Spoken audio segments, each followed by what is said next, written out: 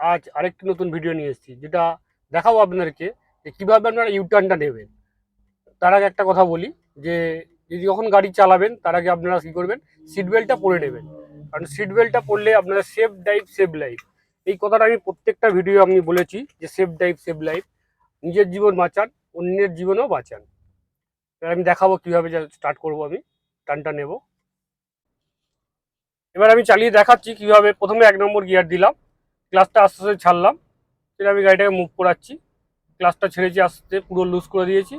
এবার আমি এক্সেলটা ধরলাম, এক্সেলটা ছেড়ে ক্লাস দাবিয়ে 2 নম্বর গিয়ার দিলাম। সামনে সিগন্যাল আছে, ডান দিক দিয়ে বাস আসছে, এক্সেলটা ছেড়ে দিয়েছি, হালকা ব্রেক করেছি, হালকা ব্রেক করা আছে, আমি ডান দিকে হালকা হালকা চাপছি।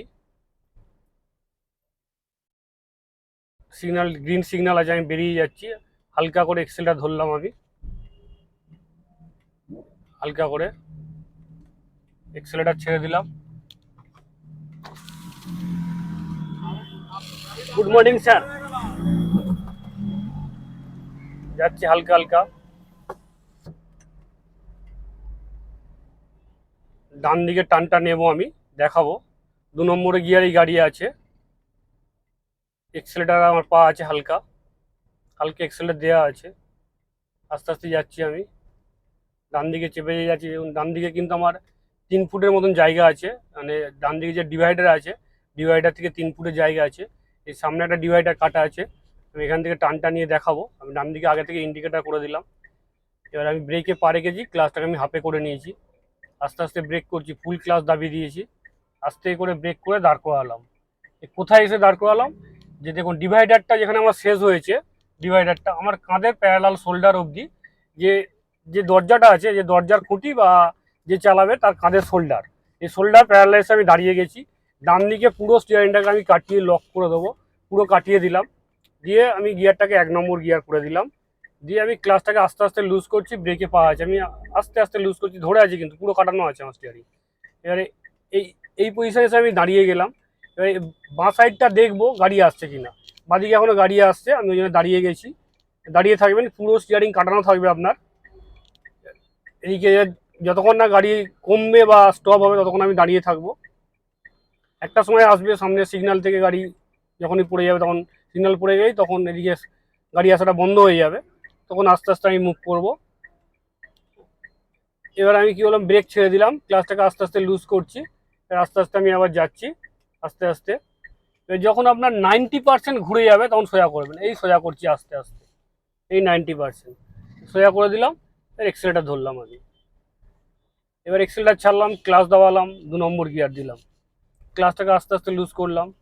এবার ডান দিকে আমি চাপবো, আবার ডান দিকে ইন্ডিকেটার দিয়ে দিয়েছি, ডান দিকে আমি চাপছি আস্তে আস্তে। পিছন দিকে গাড়ি হর্ন মারছে, ডান দিকে চেপে নিয়েছি, হালকা এক্সেলের দেওয়া আছে, 2 নম্বর গিয়ারে গাড়ি আছে। সামনে একটা সিগন্যাল আছে, সিগন্যালটা গ্রিন সিগন্যাল হয়ে আছে এখনো অবধি। আমি হালকা এক্সেলটার দিয়ে আছি, এক্সেলটার দেওয়া আছে হালকা, সেকেন্ড গিয়ারেই গাড়ি আছে। আস্তে আস্তে যাচ্ছি আমি। সামনে আর একটা আমার সিগন্যাল আছে, এই সিগন্যাল থেকে আরেকটা আমি টার্ন নেব, টার্নটা নিয়ে দেখাবো কীভাবে ইউটার্নটা আরেকবার নিয়ে দেখাবো যে ইউটার্নটা নিতে হয়। যাচ্ছি আস্তে আস্তে, আমার 2 নম্বর গিয়ারেই আমি যাচ্ছি, আমি আর গিয়ার বাড়াচ্ছি না, স্পিড তুলছি না, কারণ যেহেতু সামনে আমি টার্নটা নেবো, আবার টার্নটা দেখাবো আমি। হালকা এক্সেলটা দেওয়া আছে আমার, একদম হালকা। আমার গাড়ির গতি এখন 20+ আছে, 20+। কারণ আর একটু স্পিড তুললে আমার তখন 3 নম্বর গিয়ার দিতে হবে, যার জন্য 20+ই আমি রেখে দিয়েছি, 30 অবধি আমি যাইনি। কারণ যখনই আমার 30-র কাছাকাছি অবধি যাবে 3 নম্বর গিয়ার দিয়ে দিতে হবে। যেমন সামনে একটা গাড়ি ডান দিকে টার্ন নিচ্ছে, ইন্ডিকেটার আমি দিয়ে দিলাম এখান থেকে। ডান দিকে দেখুন আমি 3 ফুটের মতন জায়গা রেখে দিয়েছি, ডিভাইডার থেকে 3 ফুট রাইট সাইড জায়গা আছে। ব্রেকে পা আছে, ক্লাস দাবিয়ে দিয়েছি, ইন্ডিকেটার দেওয়া আছে আমার। আমি সেম আমার শোল্ডার প্যারালাল এসে আমি দাঁড়িয়ে যাব, এই শোল্ডারটা প্যারালাল এসে আমি দাঁড়িয়ে গেলাম। শোল্ডার থেকে একটু এগিয়ে যেতে পারেন, কোনো অসুবিধা নেই, কিন্তু বেশি এগিয়ে যাবেন না, আর বেশি। পুরো রাইট টার্ন আমি কাটিয়ে দিলাম, পুরো রাইট টার্ন কাটিয়ে দিয়ে আমি আস্তে আস্তে 1 নম্বর গিয়ার করে দিলাম। আস্তে আস্তে আমি ক্লাচ ছাড়ছি, এবার গাড়িটা আমার মুভ করছে আস্তে আস্তে। পুরো আমার ডান দিকে স্টিয়ারিং কাটানো আছে। এবারে এই যে গাড়িটা আসলো তার জন্য একটু সোজা করলাম, আবার পুরো ডান দিক কাটিয়ে দিলাম। এবার 90% ঘোরার পর আমি সোজা করছি, এই সোজা করে দিলাম, এবার আস্তে আস্তে যাচ্ছি। এই সোজা করার সময় আপনাকে মনে রাখতে হবে যে আপনার গাড়ির স্টিয়ারিং এই ক্লাচ দাবি 2 নম্বর গিয়ার দিয়ে দিলাম।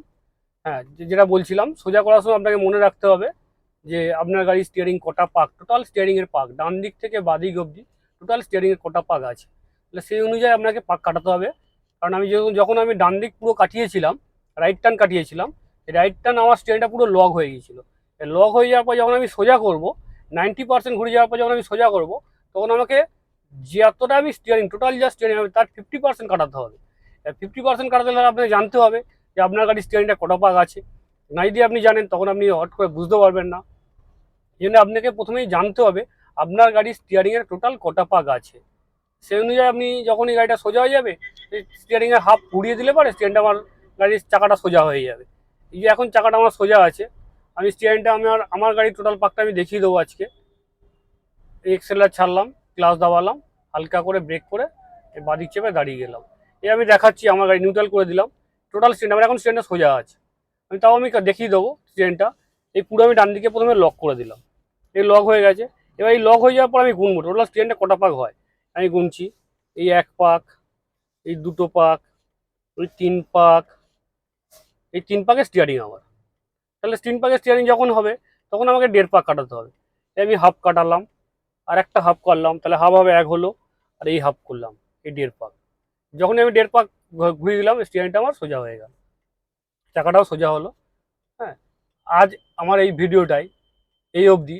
যদি আমার এই ভিডিওটা ভালো লাগে আপনারা আমার চ্যানেলে গিয়ে সাবস্ক্রাইব করুন, লাইক করুন, শেয়ার করুন। আর আপনারা যদি কারো কোনো রকম ভিডিও লাগে আপনারা আমার চ্যানেলে আমাকে কমেন্ট করে জানাতে পারেন যে আপনাদের কিরম ভিডিও লাগবে, সেই অনুযায়ী আমি ভিডিও দেওয়ার চেষ্টা করব যাতে আপনাদের সুবিধা হয়। আজ এই ভিডিওটা এই অবধি। যদি আপনার ভিডিওটা ভালো লাগে শেয়ার করুন, লাইক করুন। Thank you my friends.